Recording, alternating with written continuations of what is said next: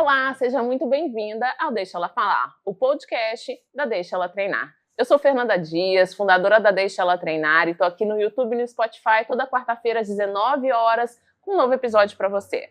Aqui no Deixa Ela Falar, a gente fala sobre esporte, saúde, qualidade de vida e tudo ligado ao universo feminino. Hoje eu trouxe uma convidada muito especial, que é a Camila Rufato. Vou falar um pouquinho sobre você, Camila, e o tema que a gente vai tratar aqui no Deixa Ela Falar. A Camila é advogada formada em Direito pela UFV, especialista em Direito das Mulheres e Direito do Trabalho pela PUC-MG. Camila é idealizadora do projeto Direito Dela, palestrante e consultora na área de gênero, diversidade e prevenção ao assédio. Camila tem um compromisso com a escuta e acolhimento e a transformação social através da informação jurídica acessível e do fortalecimento de mulheres. Camila, seja bem-vinda ao Deixa Ela Falar. Obrigada pelo convite. É um prazer estar aqui com você, para a gente conversar de novo agora nas câmeras, né? Exatamente, isso mesmo. Camila, a gente vê hoje, principalmente, né, tem muitos assuntos que estão em alta sobre os direitos da mulher e sobre a defesa das mulheres. E eu queria saber o que te levou a escolher atuar especificamente com o direito das mulheres. Sabe que muitas das vezes essa pergunta ela é feita para mim e acaba que toda vez que eu vou ter que responder, eu fico pensando depois da resposta. Uhum. E recentemente eu me dei conta que a minha intenção de atuação em relação aos direitos das mulheres foi a partir do entendimento de que a gente precisa de falar de direitos das mulheres, né? Uhum. Por que a gente não fala de direitos dos homens? Porque Sim. O direito, de uma forma geral, ele foi pensado, ele é executado e ele foi feito por homens. Então, perceber que toda a estrutura jurídica, ela não é feita para nós, não é feita para nos ouvir, não é feita para nos acolher, e não é feita para que a gente consiga alcançar a justiça, Uhum. acho que me fez entender que a gente tem que colocar os óculos de gênero, como eu costumo dizer, para olhar todas as áreas do direito, porque as nossas vivências dentro de cada área são vivências muito específicas por nós sermos mulheres. Excelente. E hoje em dia o assédio é um dos temas mais falados, mas ainda muito normalizado em muitos espaços. O que ainda falta para a sociedade enxergar a gravidade desse tipo de violência?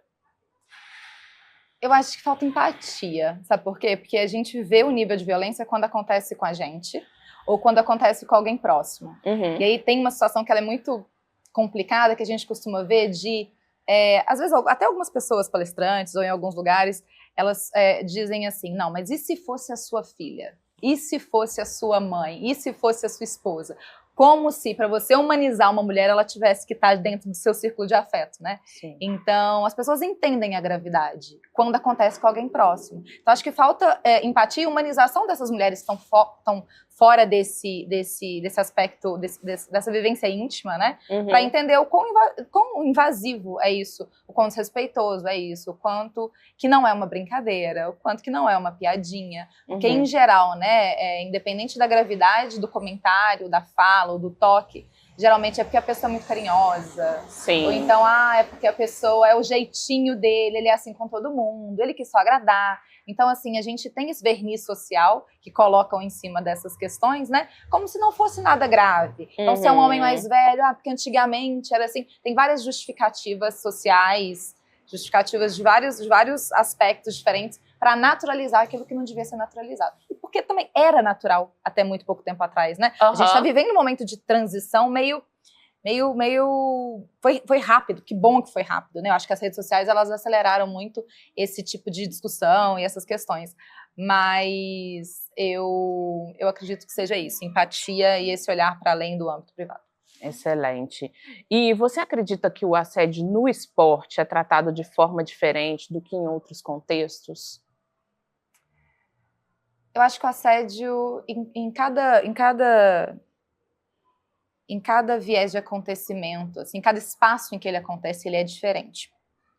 Mas tem uma coisa comum, né? Passam num lugar muito comum de naturalização, de relativização. Só que o que eu vejo no esporte, e mais especificamente dentro do futebol, uhum. é algo bem grave, assim, quando a gente fala de assédio, não só de assédio, mas de quaisquer outras violências de cunho sexual que acontecem no futebol. Nessa questão, dentro do futebol especificamente, eu percebo que, independente da gravidade da violência que um homem cometeu, se ele tivesse sido alçado a esse lugar de ídolo, tudo é relativizado. Claro que isso está somado também ao aspecto financeiro, né? Quanto mais esse homem é ídolo, normalmente mais dinheiro ele tem. A gente sabe que o dinheiro também está diretamente proporcional ao quão...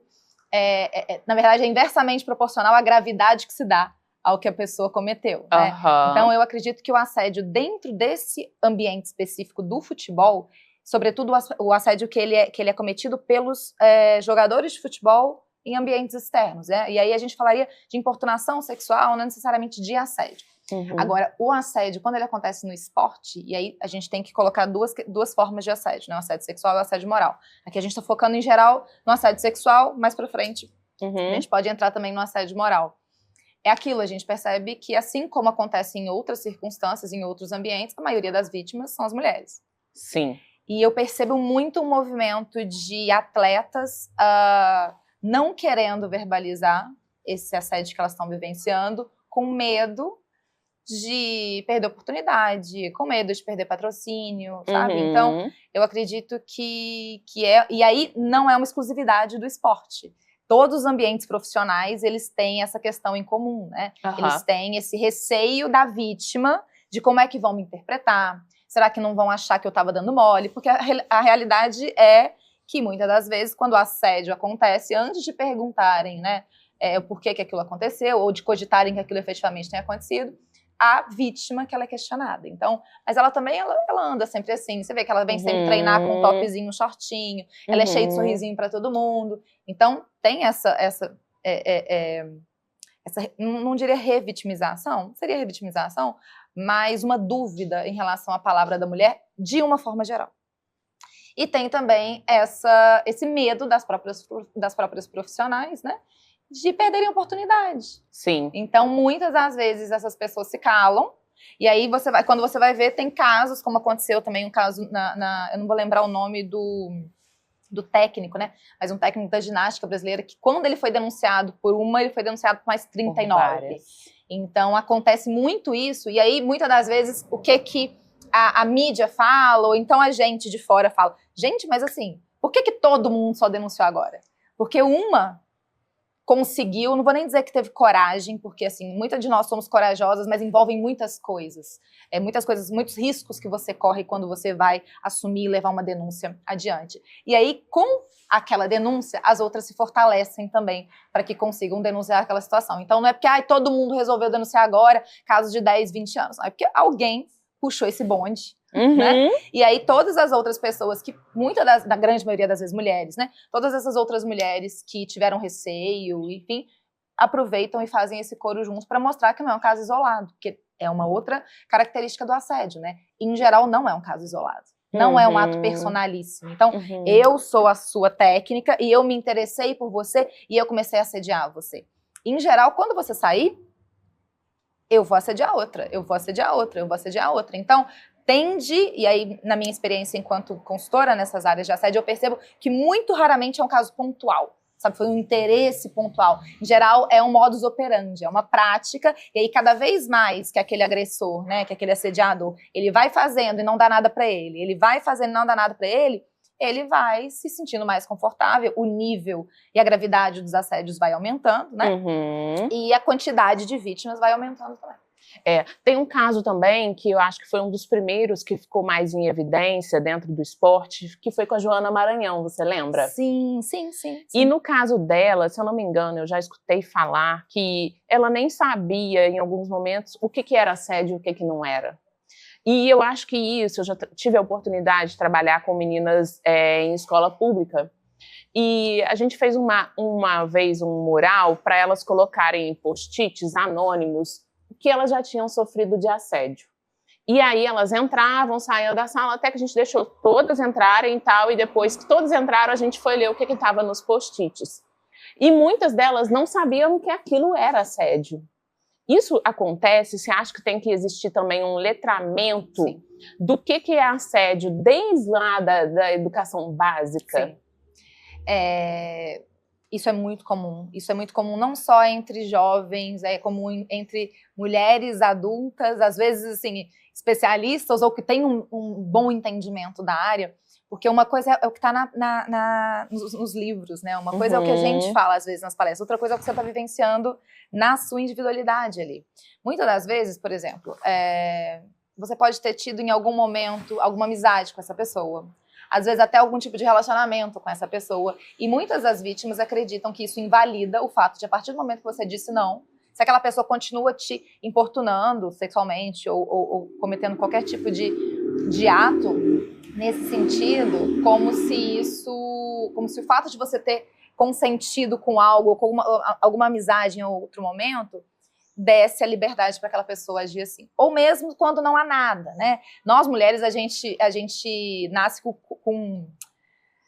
culpa embutida, né? Então, a gente entende que... Mas será que eu não... Aí acontece uma situação que você percebe que o cara entendeu errado e você acha que quem deu esse recado foi você. Porque você pode ter sido simpática demais, ou porque você pode ter dado a entender aquilo, aquele dia que você abraçou. Então, assim, a gente também tende a ficar o tempo inteiro olhando a situação e falando, não deve ser bem assim. Não, será que eu... Primeiro é assim, será que eu não tô entendendo? Será que ele não tá só sendo simpático e eu tô pondo maldade? Primeiro a gente vai fingindo que não tá vendo. Quando a gente efetivamente vê, a gente acha que a gente pode ter sido responsável por esse tipo de conduta. Então, assim, às vezes por eu estar solta demais, pelo meu jeitinho, eu posso ter dado sem entender.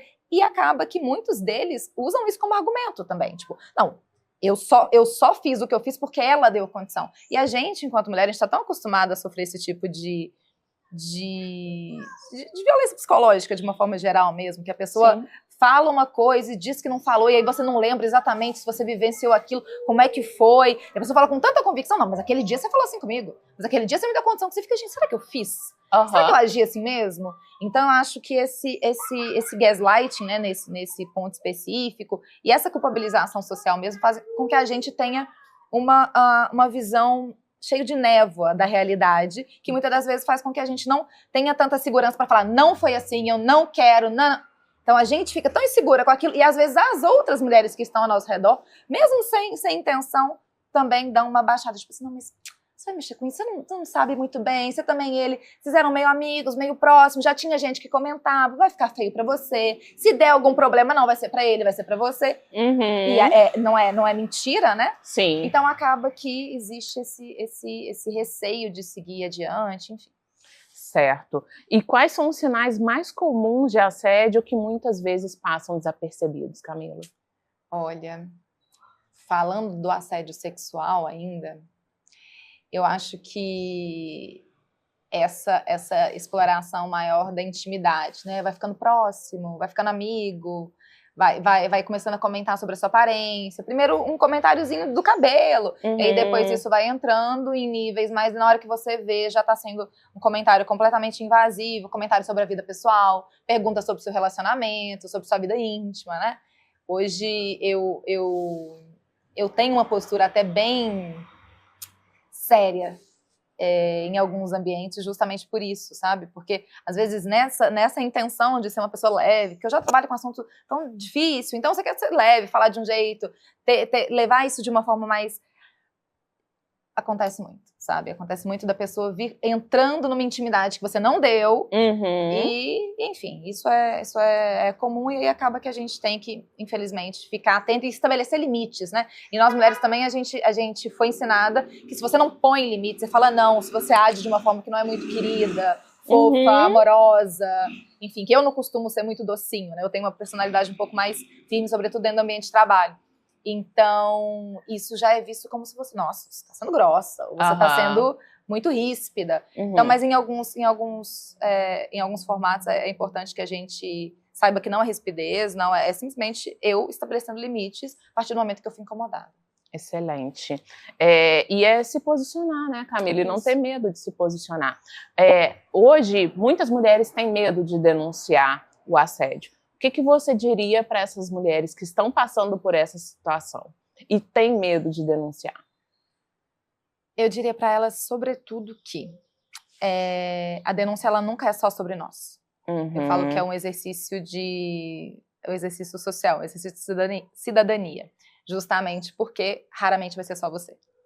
Então, muitas das vezes você vai falar, não vou lidar com isso mais, vou sair, vou arrumar um outro trabalho, vou arrumar um outro patrocínio, vou lidar e aquela pessoa vai continuar ali assediando. Claro que essa responsabilidade ela não pode ser jogada só no colo da vítima, né? Tem que ser uma responsabilidade institucional.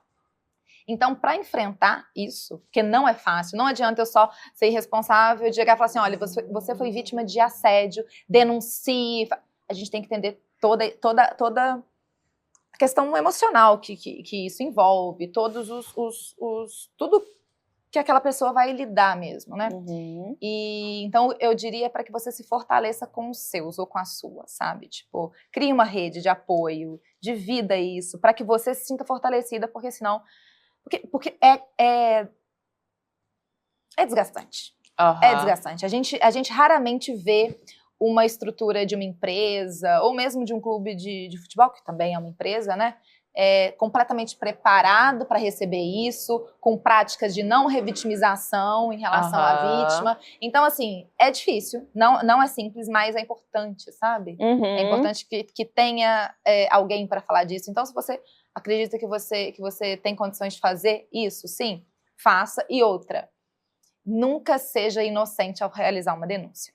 Eu sempre gosto de instruir. Aconteceu uma coisa, tenta, se suas condições emocionais te possibilitarem, criar provas disso. Através de mensagens de WhatsApp, através de e-mails trocados, através de ligação. Então, muitas das vezes, os assediadores, quando ligam, né? Porque as coisas são faladas, não tem registro no WhatsApp, não tem registro... Mas tem alguns aplicativos no celular que gravam essas chamadas. Quando são conversas, mesmo que pessoais, eu sou uma das interlocutoras, eu posso gravar mesmo sem outra pessoa saber. Olha. Então, se eu sei que alguém que toda hora vem aqui no lugar onde eu tô treinando, no lugar onde eu tô me arrumando, no vestiário, eu posso filmar, eu posso gravar áudio. Isso tudo é considerado prova no judiciário. Olha. Então, assim, naturalmente, se o judiciário considera como prova, administrativamente, havendo um processo administrativo ali para apurar se aquilo aconteceu ou não, naturalmente, por espelhamento, deve-se considerar essas provas também. E outra coisa, fazendo a denúncia, formalizando a denúncia, se tiver um canal de denúncia, escreva e tal, e peça um registro disso. Se não tiver um canal de denúncia, escreva um ofício, pode ser você mesmo. Se quiser contratar uma advogada, talvez seria melhor ainda para te instrumentalizar e te orientar daquilo que deve ser feito, mas escreva um documento em 2 vias. Entregue uma e peça a outra com aviso de recebimento e data. Porque se nenhuma providência for tomada em relação àquilo, você tem uma prova de que, olha, eu tentei administrativamente, eu relatei o que estava acontecendo, eu dei os pendrives com os áudios que eu colhi, os vídeos que eu tinha, as prints de WhatsApp. Então, assim, é muito importante que você não sinta, porque às vezes a gente confia tanto na instituição, que a gente fala, não, quando eu falar, eles vão fazer algo, sinto muito. Leva-se Na muito grande tempo. maioria das vezes não fazem, ou leva-se muito tempo, existe muita revitimização, ou um questionamento da palavra da vítima, quando é que ela trouxe isso, que aquelas provas elas foram colhidas assim, assado. Então, se você tem isso de uma forma, tem como ter um pouco mais de controle sobre isso, tenha, porque até aquelas pessoas também que vão apurar o caso, elas vão entender, tipo assim, ela sabe o que ela tá fazendo.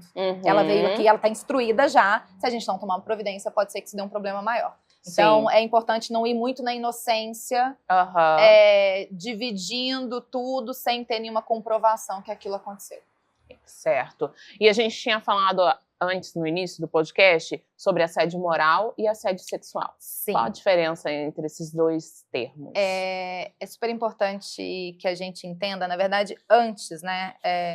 Muitas das vezes existe uma dúvida, uma confusão entre 2 crimes, que são o assédio sexual e a importunação sexual. A importunação sexual é esse tipo de situação de toque, é esse tipo de situação, efetivamente, de você sendo importunada no seu âmbito sexual, mas por uma pessoa com a qual você não tem vínculo decorrente de relação profissional. Então, eu tô no ônibus, eu tô num qualquer transporte público, no carnaval, e aí pegam no cabelo, tentam beijar à força, encoxada, tudo isso é importunação sexual, tipo penal. O outro é assédio sexual. Aí o assédio sexual, sim, ele acontece em decorrência de emprego de trabalho, emprego ou função. E aí entraria dentro das relações no ambiente também do esporte, né? Então, e geralmente isso acontece porque existe uma relação hierárquica. Existe, sim, situações em que o assédio ele é praticado horizontalmente, ou até, às vezes, do inferior para o superior. Existe. É raro. E para ser configurado crime de assédio, precisa necessariamente de ser do superior para o inferior, que é a maioria dos casos. É alguém que tem algum tipo de poder sobre aquela pessoa, é o técnico, é o presidente do time, é alguém que não... Esse poder ele não precisa ser direto, tá? Então, assim, não necessariamente é o chefe direto, pode ser qualquer pessoa que exerça algum tipo de poder sobre aquela outra pessoa, sobre aquela vítima. Então, essa é a diferença da importunação sexual para o assédio sexual. Já o assédio moral, ele não é crime. E aí é importante que a gente lembre sempre que nem toda ação reprovada socialmente é um crime, né? Ela pode sim ter repercussões em várias áreas, então pode gerar danos morais, no caso a indenização civil, né? Mas criminalmente não existe crime de assédio moral. O que existe hoje é a violência psicológica contra a mulher. E aí sim é um crime. É um crime, inclusive, que é um crime de gênero, né? Só existe violência psicológica se a vítima for mulher. Olha. Por conta do número de violências psicológicas que acontecem na grande maioria em relações amorosas. Mas pode acontecer também uma configuração de violência psicológica entre um chefe e a sua subordinada, em uma circunstância de assédio moral. O que é o assédio moral? É essa violência que também acontece em relação a existência, a vida, a personalidade daquela pessoa. Então, isso é quando eu efetivamente causo algum dano à saúde mental do outro. Então, o que é necessário para a configuração do assédio moral? Que não seja um caso específico. A gente está no momento de ratificação da...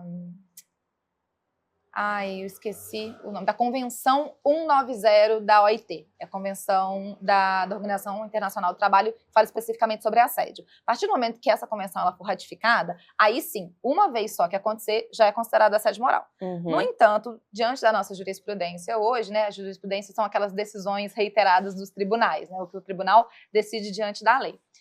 O assédio moral, para ser configurado, precisa de que haja reiteração, que seja algo que aconteça com mais frequência. Mas são aquelas circunstâncias de, por exemplo, de xingamento, desqualificação, de isolamento da pessoa. Ou então tem uma atleta que ela é maravilhosa, só que como ela não me deu mole naquela circunstância, toda oportunidade que tem dela se destacar no time eu não coloco.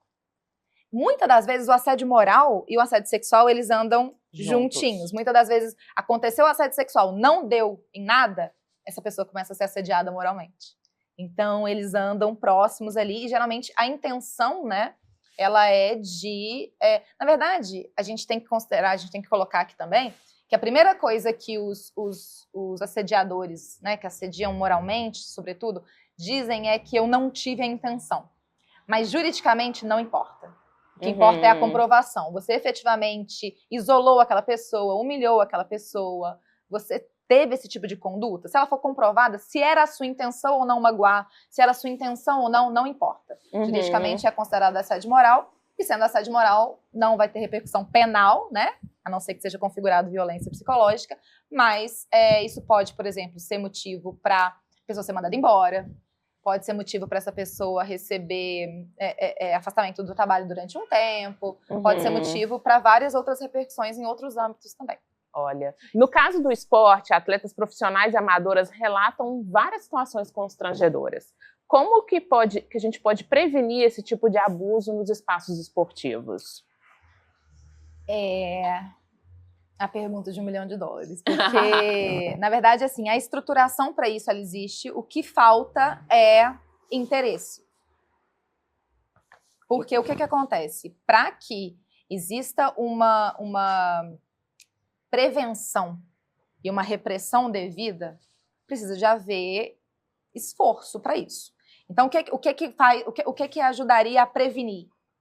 Letrando essas pessoas, tendo treinamentos, tendo capacitações em relação ao assunto, colocando na prática, olha, isso daqui é legal que se faça, isso daqui não pode fazer, as consequências que isso teria dentro do ambiente, enfim. E, para você conseguir controlar se isso está acontecendo mesmo ou não, precisa de um canal de denúncia. E não precisa só de ter um canal de denúncia, precisa de ser um canal de denúncia que funcione, que dê resultados e que seja orientado pelo trauma, né? Que ele seja, não revitimize essas pessoas que foram vítimas de quaisquer outras questões, mas entre elas de assédio. Então, assim, precisa de haver um esforço efetivo e o entendimento de que não é um bom mocismo só, uma questão boba, é uma questão que impacta em vários níveis, tanto os próprios profissionais, né? E aí quando a gente está falando de trabalho, a gente fala muito de performance, a gente fala de todas as questões, uma pessoa que está sendo assediada, ela vai ter uma consequência natural de queda de performance, seja um assédio moral, seja um assédio sexual. Então, se é esse o olhar que os clubes, que as empresas têm, né, que a gente olhe para isso, e precisa de existir uma confiança que se algo acontecer e eu denunciar, vai ser resolvido. O grande problema da maioria das empresas, da maioria acredito que nos clubes também, é isso, né? Às vezes até tem um canal de denúncia, às vezes tem até um termo lá que fala que nós somos uma empresa contra o assédio. Beleza, e na prática? Na prática, quando uma pessoa, ela denuncia o assédio, ele é investigado? Se alguma coisa é descoberta ali, há alguma atitude efetiva? Não precisa necessariamente ter mandado aquela pessoa embora, mas assim, há um afastamento dessa pessoa da vítima, essa pessoa ela é direcionada para um treinamento específico, ela recebe uma suspensão que, se repetir o caso, isso pode dar demissão. É feito alguma coisa, é mostrado isso? Porque senão não adianta, é só para inglês ver, como se diz, né? Então as pessoas vão, colocam lá, fazem campanhas de assédio, mas na prática, se alguém denuncia, não dá em nada. Então, é um letramento para o entendimento o que é, o que não é, o que eu posso, o que não posso. Muitas das vezes as pessoas sabem, mas às vezes não sabem. Às vezes naturalizaram tanto, muito no ambiente profissional, um ambiente mais hostil, que às vezes tem grito, tem briga. Às vezes foi isso que a pessoa aprendeu quando ela também era atleta e segue reproduzindo. Então, pode ser que seja interessante também, porque às vezes a pessoa realmente não sabe. E também uma efetiva repressão diante desse tipo de situação, né? Sim, exatamente. E vamos falar agora sobre feminicídio, Camila. Quais são os pontos cegos da sociedade que ainda permitem que isso aconteça todos os dias? São tantos, assim. Eles começam na escola, porque, por exemplo, a Lei Maria da Penha, ela prevê que seja falado de violência contra a mulher nas escolas. É uma das previsões da lei. A gente não fala. Isso. Então, precisa ter um entendimento de todos os ciclos de violência, uma não naturalização desse tipo de violência, que hoje está sendo naturalizado em vários âmbitos, seja na música, seja no cinema, seja em todos os lugares, essa violência disfarçada de violência e objetificação, hipersexualização. Isso está sendo tão naturalizado que essa galera jovem aí está vendo realmente, achando bonito, ou achando que determinada postura é sinônimo de que a pessoa tem ciúme de mim, então ela gosta de mim, ela tá me protegendo, eu sou só dele, é por isso que ele age assim. Então, a gente tem que diminuir isso. Então, acredito que desde lá da escola isso tem que vir sendo falado, né? Para além disso, a gente precisa de a gente precisa de evitar a subnotificação. Por quê? Há muita resistência ainda em qualificar um crime como sendo feminicídio. Muitos casos que são feminicídio, ou seja, o que é o feminicídio, né? Feminicídio é a morte da mulher pelo fato de ela ser mulher. Toda morte de mulher é feminicídio? Não. Se uma mulher morreu de acidente de carro ou em uma troca de tiros porque ela era do tráfico e não sei o que, isso não é feminicídio. Feminicídio é quando aquela mulher ela é morta por ela ser mulher. Qual a grande maioria dos casos de feminicídio? Violência doméstica. Então, fim do relacionamento, o cara vai e mata a mulher. Por quê? Porque ela era mulher, por o sentimento de posse em relação a ela. Então, esse é o feminicídio. Então, muitas das vezes, não há o enquadramento do crime de feminicídio como feminicídio. Então, os dados que a gente tem também não são coerentes com a realidade. Falta dados, a gente não consegue desenhar bem políticas públicas. Porque é isso, falta muita política pública. A gente tem leis maravilhosas. A Lei Maria da Penha é considerada pela ONU a terceira melhor lei do mundo. Mas ela não é aplicada de forma efetiva. E, para além, né, ela é aplicada de forma efetiva em alguns lugares. Mas em outros lugares, não. E aí, quando a gente fala de interior, a gente está em Minas, né? Quando a gente vai para o interior de Minas, quando a gente vai para outros interiorzões, assim, a gente não vê uma aplicação efetiva. Então, eu acredito que isso... e sobretudo, o entendimento da gravidade da ameaça. Muitas pessoas acham que o crime de feminicídio, ele necessariamente vem depois da violência física.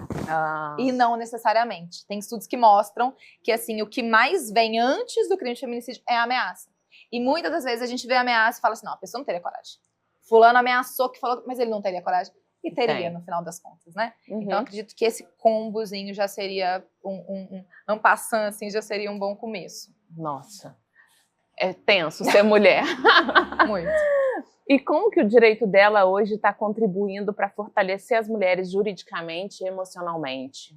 Olha, o direito da lei tem duas frentes, né? Uma frente é de comunicação, porque a comunicação jurídica, ela é muito inacessível, né? Cheia de palavras difíceis. Então, e aí tem um princípio na nossa Constituição que fala do princípio do acesso à justiça. E eu entendo muito que o acesso à justiça não é só necessariamente você viabilizar que aquela pessoa acione o judiciário. É também você mostrar para aquela pessoa qual que é o direito que ela tem, porque ela só vai buscar esse direito se ela souber. E hoje o direito, hoje não, desde sempre o direito não acessa, e a grande maioria das vítimas, sobretudo desses crimes que a gente está falando, são justamente essas pessoas, essas mulheres, que não chegam até elas. Então, o direito dela veio com esse instrumento de comunicação através das redes sociais, que é um lugar que pulveriza muito a informação, desenhando essas informações de uma forma bem simplificada e atrativa, porque faz paralelos com situações do cotidiano, com novela, com casos da mídia. Então, a gente tem essa função de educar no primeiro momento. E o segundo são as advogadas. A gente entende que, para a gente falar de direitos das mulheres, para a gente defender os direitos das mulheres, a gente precisa de mulheres defendendo esses direitos e mulheres qualificadas para isso. Então, mulheres que defendam o direito das mulheres com esse óculos de gênero, né? E hoje no Brasil a gente tem o protocolo de atuação no judiciário com perspectiva de gênero, que é um protocolo obrigatório de ser adotado pelos juízes, mas que os advogados, a grande maioria dos advogados, sequer conhece, sequer prevê isso em petição e tudo mais. Então, o entendimento, por exemplo, de que em ações judiciais, na hora de ser contabilizada a pensão, o trabalho doméstico, né, o trabalho invisível da mulher, daquela mãe, tem que estar contando ali. Quem criou essas teses todas foram mulheres com perspectiva de gênero que entenderam toda essa dimensão. Então, entendendo isso, a gente criou uma rede de advogadas, a gente tem advogadas no Brasil inteiro hoje, essas advogadas que atuam com perspectiva de gênero, para que, a partir do momento que existe a necessidade, né, que exista a necessidade de judicializar uma demanda, existe a possibilidade de conectar-se a essas advogadas e conseguir essa assessoria jurídica e para além, né, para uma criação de rede entre nós advogadas. No direito dela, elas têm acesso a todas essas jurisprudências, as novas decisões, as informações novas, para a gente conseguir efetivamente mudar de dentro a realidade das decisões do judiciário, que ainda são muito machistas. Excelente, Camila. E existe alguma política pública ou projeto de lei recente que você acredita que seja um avanço real para a proteção de mulheres? Tem vários, assim. A lei, como eu disse, né, a Lei Maria da Penha é a terceira melhor lei do mundo. O que falta? Política pública, efetivação. A Lei Mariana Ferrer, né? A gente estava conversando com você aqui agora sobre isso, né? A gente fez essa efetivação junto da Embaixada Britânica, de uma nota técnica, e a Mariana Ferrer esteve lá pessoalmente falando das necessidades de melhoria na lei e da efetivação dessa lei, que fala sobre a não revitimização de testemunhas e de vítimas mesmo, sobretudo de violência sexual. Então, a gente tem leis, a própria lei do Emprega Mais Mulher, é uma lei que prevê a obrigatoriedade de empresas falarem, pelo menos anualmente, sobre assédio e outros tipos de violência e preconceito. E também criarem canal de denúncia. Como é que está sendo fiscalizado isso? Não está sendo. Então, a legislação, eu sempre gosto de falar isso, a legislação no Brasil ela é excelente. A gente tem uma legislação assim, completamente atualizada, a gente está vendo agora a própria violência psicológica que eu falei com vocês aqui. A gente teve agora a aprovação de um aumento de pena para violência psicológica quando é utilizado inteligência artificial, ou seja, deepfake, todas essas coisas. Então, assim, a nossa lei está muito atualizada. Ela só não está sendo aplicada. Porque para se aplicar uma lei, você precisa de estrutura, né? Você precisa de política pública. Os aplicadores dessa lei, o judiciário, ele precisa estar preparado tecnicamente para lidar com isso, para adotar isso. Então, acaba que o que nos falta hoje é mais política pública do que legislação, porque a gente está bem avançado nesse sentido. E você falou aí de empresas, né? Como que elas podem, de forma efetiva, ajudar a combater o assédio no ambiente corporativo? Qual que você acha que é o papel? Como que isso pode ser prevenido dentro das empresas? A primeira questão em relação às empresas, como a gente disse, né, é o entendimento de que é uma questão que não é um bom mocismo, não é só uma prática bonitinha para falar que fez. É uma questão que impacta diretamente na empresa, em várias áreas da empresa, né? Então, precisa de entender que essa questão de ESG, né? Essa questão não é só um cosmético para colocar um verniz bonito e mostrar que se preocupa socialmente. Não, isso é uma questão muito séria. E a partir daí, precisa de investimento, né? Porque sim, tem isso também. Muitas das vezes, vamos fazer sim, mas com que dinheiro? Não é destinado verba para essa área. A partir do momento que essa verba ela é destinada, aí a gente tem que, naturalmente, da mesma forma que a gente falou sobre o ambiente do esporte, prevenir, letrar aquelas pessoas, da diretoria, dos mais altos cargos, até os demais colaboradores. Então, isso é muito importante, porque muitas das vezes, quando tem treinamentos em relação a isso, a diretoria e a alta gestão não vai, que muitas das vezes é quem mais precisa de ouvir. Então, esse top-down, né, que geralmente eles falam dentro da empresa, top-down também ele tem que ser em relação ao letramento, ao envolvimento com essas pautas. Letrar essas pessoas e, naturalmente, ter uma política interna que não esteja só no papel, seja vista no dia a dia, uma política interna e um regimento interno, uma política interna que sejam acolhedores para situações relativas a isso, para que tenham essa seriedade e que no momento em que uma situação dessa vier a acontecer e ela for denunciada, esse canal de denúncia ele seja um canal de denúncia estruturado, que essa denúncia ela vai ser apurada de uma forma séria, que essa pessoa que denunciou ela vai ter uma devolutiva em relação a isso, ela não vai sentir que eu denunciei, mas tá, o que deu? E agora? E que vai ter também um trabalho muito grande de não repressão, porque muitas pessoas ficam com receio de denunciar, porque senão isso pode se virar contra mim, sobretudo porque eu denunciei um grande gestor que às vezes é amigo do chefe, é padrinho do filho de fulano, então tem muito disso. Então a empresa ela tem que estar muito comprometida com um recebimento de uma denúncia, uma apuração e um resultado daquela apuração sério, coerente, conectado com toda a documentação da empresa, todo o regimento interno, todos os documentos mesmo que são normativas sobre aquele assunto. Então precisa de ser levado muito a sério, não é brincadeirinha.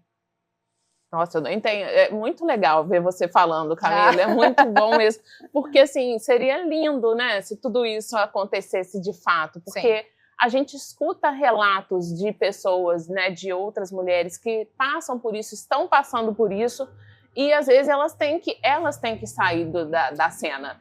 Exato. Né? Elas pedem a demissão, elas vão começar a procurar outro emprego, para evitar esse tipo de constrangimento. Até porque tem uma exposição muito grande quando elas começam a denunciar. A gente vê os crimes, né, com os jogadores de futebol, as vítimas sendo expostas, até mesmo crimes dentro da nossa cidade mesmo, aqui em Minas Gerais, a vítima é muito exposta. Então, esse medo também, né, de tipo, é ela a fulana de tal, eu acho que também isso passa muito pela cabeça das mulheres, né? Definitivamente, a gente não quer ser colocada nesse lugar, né? Você quer que a justiça seja feita, mas você não quer ter sua vida exposta. E por conta disso, inclusive, a gente teve uma alteração legislativa no final do ano passado que prevê que todas as vítimas de violência doméstica, o nome delas não apareça no processo. Porque aí você tem essa anonimização do nome para que essa vítima ela não seja exposta. O nome do agressor está lá, o nome da vítima não está lá. Porque antigamente dependia da cabeça do juiz. Se o juiz achasse que valia a pena colocar o nome da vítima como anônimo, sim. Se não, não. Agora é lei. Então isso já é um ponto positivo quando a gente fala de violência doméstica. Agora entrando em um âmbito mais geral, sobretudo em relação às violências dentro do ambiente de trabalho, a realidade é essa. A maioria das mulheres, no primeiro momento, às vezes confia que o compliance vai fazer alguma coisa, que vai denunciar, que vai dar... Não dá em nada, para não gerar uma indisposição, prefere sair. E aí, sim, essa situação se mantém. E para além disso, né, a gente está colocando muito a responsabilidade na empresa, nos gestores, no compliance, enfim, mas a galera da empresa, os colaboradores, também são muito responsáveis por isso. Porque muitas das vezes, quando aquela mulher denuncia, vira uma fofoquinha, e vira uma fofoquinha geralmente de apontação de dedo, não pro denunciado, mas para denunciante, né? Por conta de todas as questões. As mulheres são, muitas das vezes, grande parte desse público que fica apontando o dedo, muito por conta da rivalidade feminina, né? A gente foi ensinada a rivalizar uma com a outra, então a gente tem isso de, mas será que fulana tá falando verdade? Será que ela não tá fazendo isso pra aparecer? Ah, mas ela é meio simpatiquinha demais. Ah, mas eu já vi ela dando uns risinhos pro outro. Ah, mas vê as roupas que ela vem? Ah, mas sei lá, se ela não tentou isso daí, depois deu ruim, agora ela veio com esse papinho. Então, o próprio público, os próprios colegas de trabalho, eles também costumam fazer isso. E aí, quando a gente vai para os homens, isso vira piadinha, isso vira risadinha. E aí, se o cara assediou, mas também não tá morto, né? Fulana tava o dia inteiro ali com ele, se ele não tentasse também, ele não era homem. Então, assim, esses dois recortes fazem com que o assediador, o agressor de uma forma geral, sobretudo quando a gente está falando de assédio, que ainda é visto como menos grave, né? O assediador, ele é naturalizado, compreendido, ou até vira, tipo, pegador ou garanhão. Sei se garanhão é uma palavra velha, né? Sim, eu falo tanto com a geração... eu já tô vintage, então, a senhora. Mas e pra mulher sempre pega mal. Engraçado isso. E teve aquela Gisele Pelicot, uma mulher que foi estuprada pelo marido na França, que ela denunciou.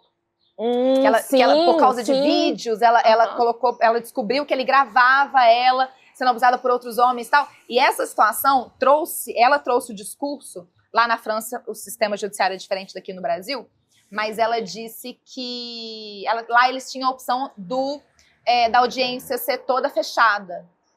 E ela quis que fosse aberta, porque ela falou, eu não tenho razão nenhuma para ter vergonha. A vergonha tem que mudar de lado. Nossa. Eu achei genial isso, porque ela virou e falou assim, eu quero aparecer todos os dias, e eu quero não só que eu apareça, mas todos os meus abusadores, eles vão ter que entrar aqui também. A vergonha tem que mudar de lado. Eu não tenho que ter vergonha.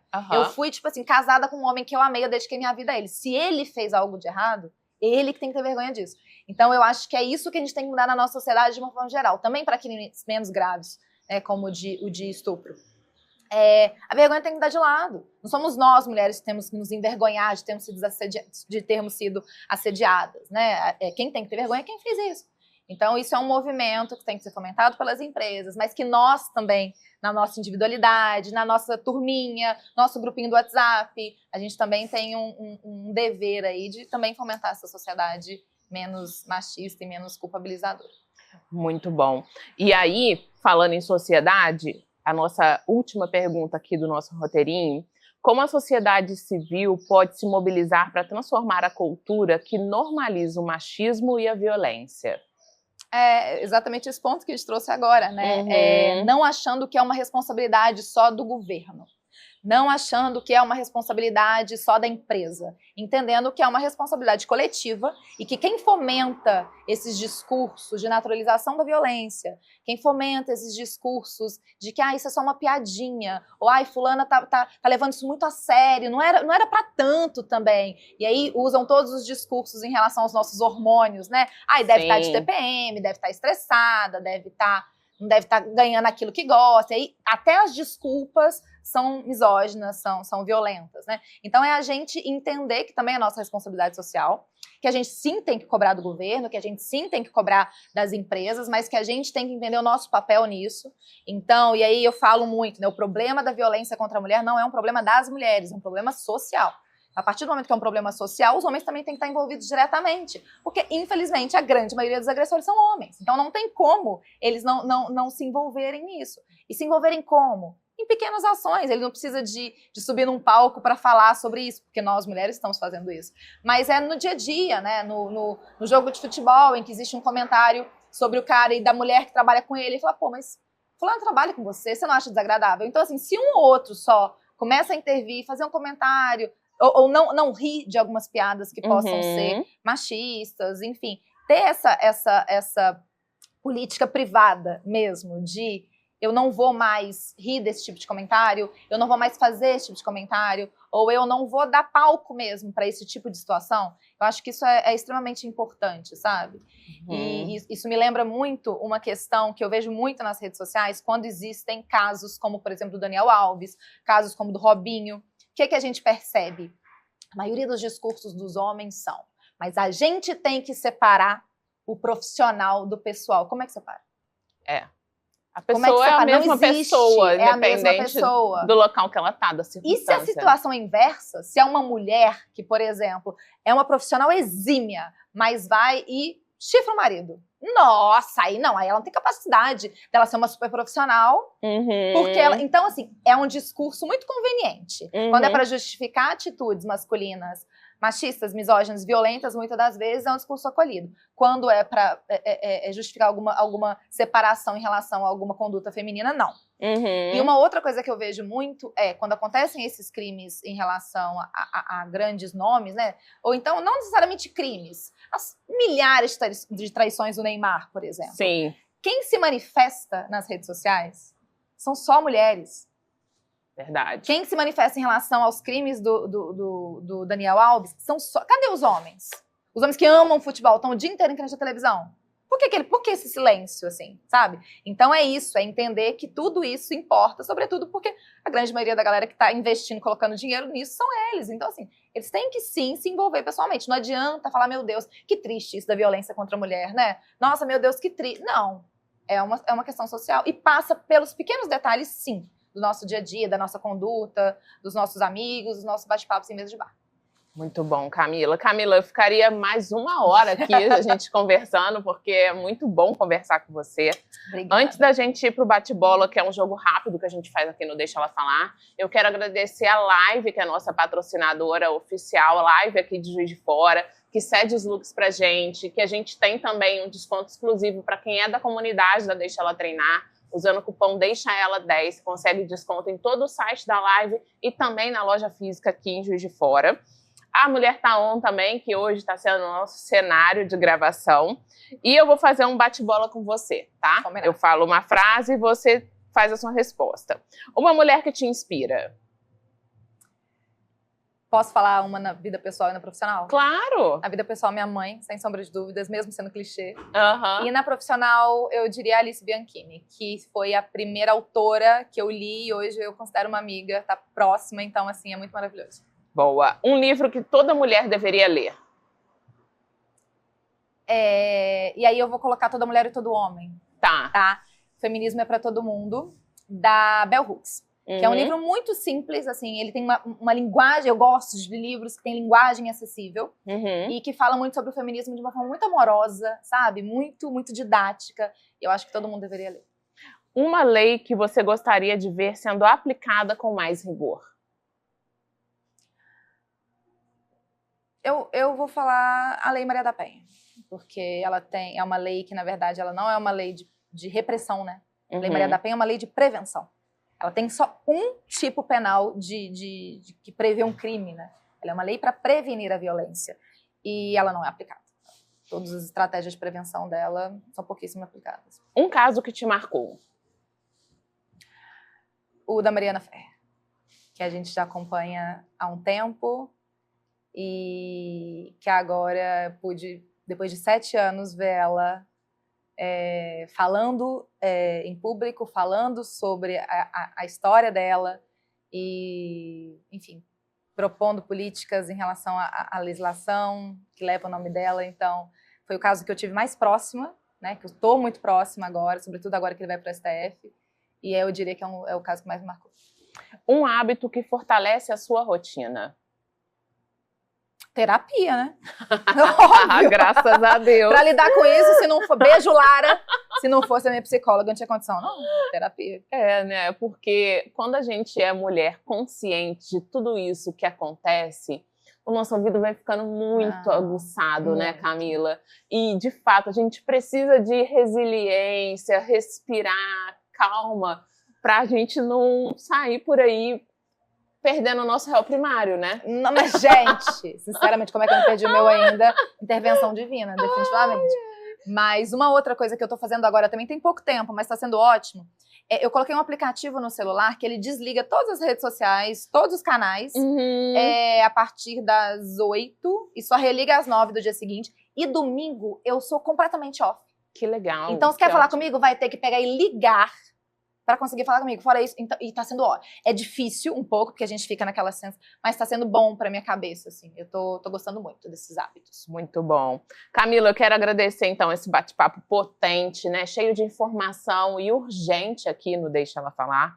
E perguntar onde as pessoas acham a Camila, onde elas acham o direito dela para você divulgar aqui.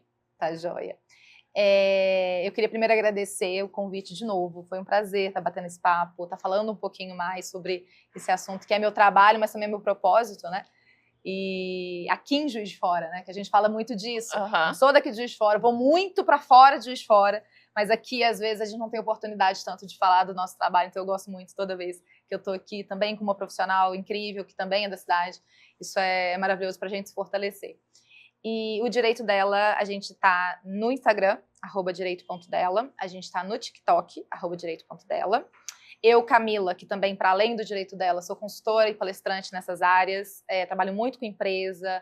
Eu lembrei de você, vou dar uma palestra no Galo, no Instituto Galo. Que legal! Lá em BH. E aí vai ser super legal também, então eu faço esse trabalho junto de empresas, agora talvez também, né, entrando nesse mundo de futebol. E temos o site, né, como eu falei, a gente tem a parte de comunicação que é feita no TikTok, que é feita nas redes sociais de uma forma geral, mas a gente tem o site que é o www.direitodela.com.br e lá você encontra as advogadas, você pode fazer parte da nossa rede, e eu no meu pessoal, @Camila Rufato Duarte, e o meu site também de consultorias, de treinamentos, de palestras, www.camilarufatoduarte.com.br. Muito arroba, muito www. Muito arroba. Mas é isso. É isso aí. E para você que ficou até o final aqui no Deixa Ela Falar, eu quero agradecer e dizer para você que toda quarta-feira às 19 horas tem mais uma mulher potente aqui no Deixa Ela Falar. Muito obrigada.